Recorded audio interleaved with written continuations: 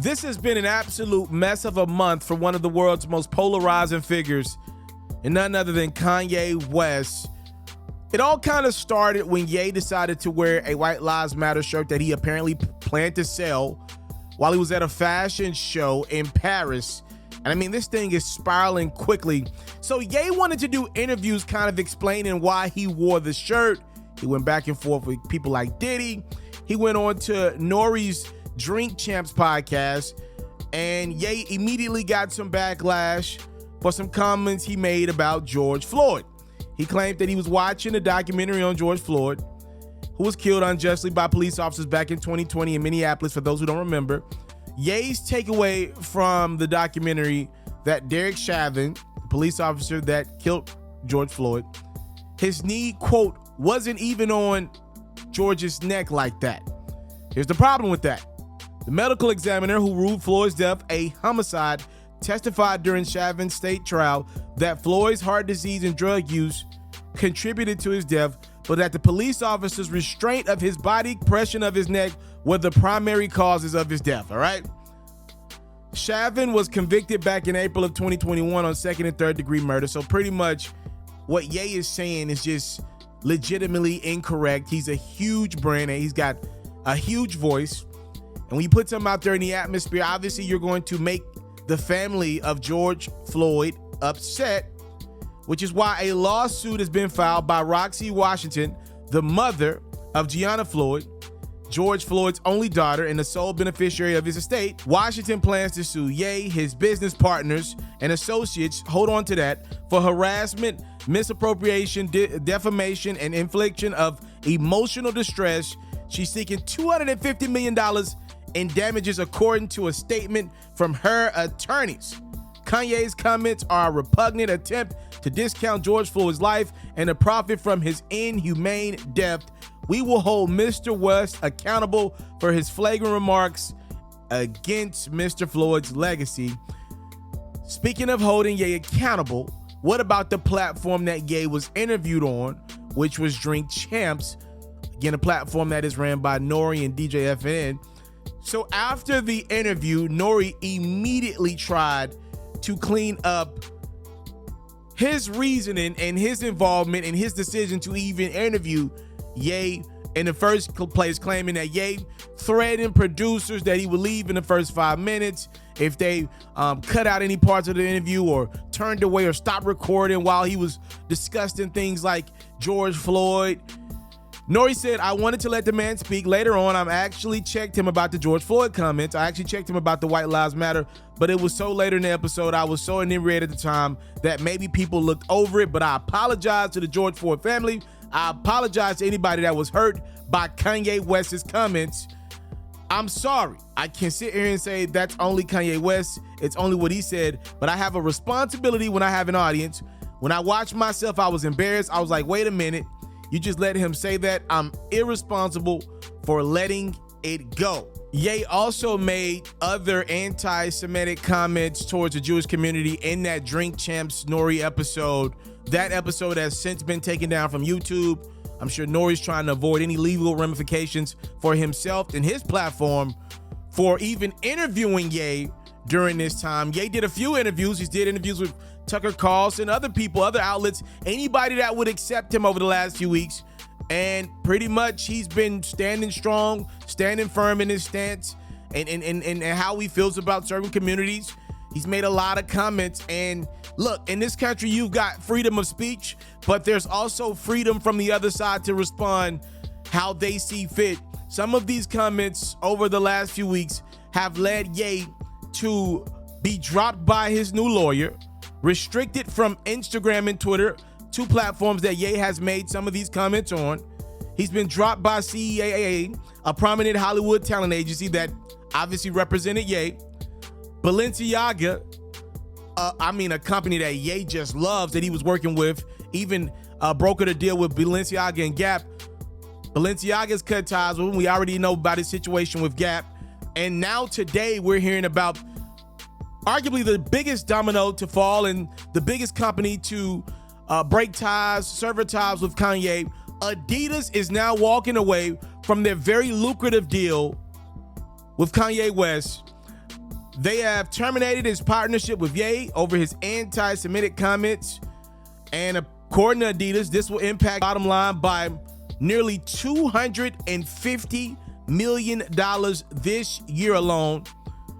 In a statement, the sneaker brand said Adidas does not tolerate any anti-Semitism and any other sort of hate speech.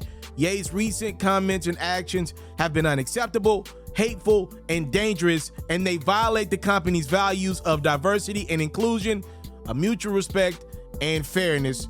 And this is probably something that Ye is going to hate the most.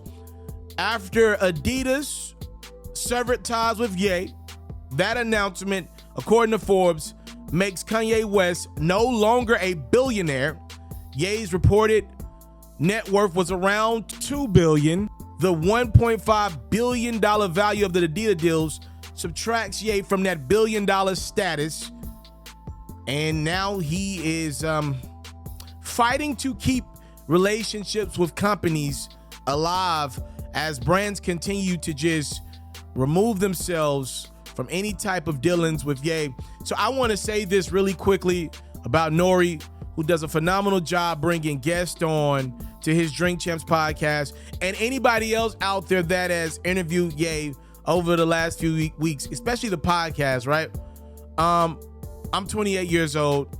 I spent 4 hard years in school to be a journalist, right? I'm not a rapper retired to a podcaster, meaning I don't have the relationships that a gentleman like Nori will have, which makes him being able to get certain guests on his platform easier. Here's the problem with that. Nori didn't go to journalism school, and he didn't know how to be a journalist. So when I see some of his comments and his apologies and his cleanup tour after this Ye interview, in the back of my mind, I'm thinking a lot of this would have been avoided if some of these outlets, including Nori's Drink Champs and others, would have just pushed back on some of the comments that Ye was making. A lot of this would have been avoided with proper pushback. See, a lot of these outlets look at it as a sign of respect that Ye is going onto their platforms, when the irony is I look at it as the complete opposite. Ye is going to these platforms because a lot of platforms that honor or have some sort of integrity about themselves are declining him right now because they don't believe he's mentally whole right now, and he's such a large voice. It is very problematic when he speaks versus somebody else with nowhere near the influence of a Kanye West. These platforms have enough evidence to believe that he is not mentally capable of conducting himself in a 30-minute interview right now. And I know the views that come from a Kanye West interview are great. But now what about the lawsuits that are coming from a Kanye West interview? When you don't push back, which I do believe a lot of this would have been avoided if Nori and his platform and other platforms would have just said, bro, you wrong. But instead, in the moment, you let Ye talk because he's a rich man. And you know, he's popping. He's one of the biggest people we got in the world. But because Ye doesn't hold the same responsibility that typical people with his type of financial earnings, they do. Most billionaires don't talk. You can't really get interviews from billionaires. They don't go out on a limb. They probably think ridiculous things like most people do, right? But you ain't gonna get those quotes because they're smart enough to not do many interviews or not put themselves in compromising positions, or they're gonna listen to their PR teams. They're gonna make sure they've dotted all of their I's, crossed all their T's. You're not gonna get them on the record of saying ridiculous stuff because it's bad for business. Ye doesn't rock like that. He believes the best part of his brand is the fact that he's off the hinges a lot of times. So that's how you get the Nori Drink Champs moment that maybe has put his platform in the line of fire. And if you can't hold that standard, I think you gotta ask yourself, are you really doing journalism work? Holding yourself to integrity in the questions that you're asking, holding yourself accountable, holding the talent that you're interviewing accountable, being responsible with your platform. If you can't do that properly, then are you really a journalist? Or are you just talking with your friends with a camera rolling? There is no course that I took in my 4 years on campus at University of Tennessee in which we were told to give anybody a pass because we were friends with theirs or because they were billionaires. That's not how this works. everybody's supposed to be held to equal standard, and responsible questions are supposed to be asked, even if it's a former athlete interviewing a current athlete, or a former rapper interviewing a current rapper, a former rapper interviewing a current billionaire. At the end of the day, the integrity is supposed to be first, so the fans know that they're getting a responsible product. That's why Charlemagne was so dominant in the early 2010s, because it was a feeling amongst the fans that nobody was above the smoke in his version of radio journalism. Anybody could get asked any question at that point in time, which I do believe from a hip-hop perspective was one of the times when integrity was at the highest and no talent felt like there was a question that they couldn't be asked. In regards to Kanye West, this is sad to watch a man that has worked so hard to build businesses that, look, I'm not a fashion guy, but people love Ye's fashion sense, his style, that Ye brand. He literally rebuilt it, leaving Nike, that Yeezy brand, to do it again with Adidas, and then to leave Adidas in an even worse spot than you left Nike. We're running out of brands that have the financial means to power a brand as good as Ye's from a product standpoint. This is bad.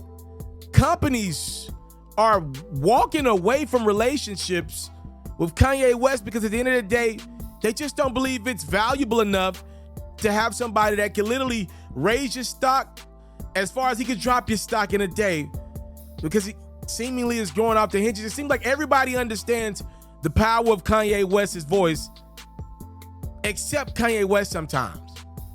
I want to thank you guys so much for the time, love, and support. It's what your boy will never take for granted around here. Man, Kanye West, what a month for him.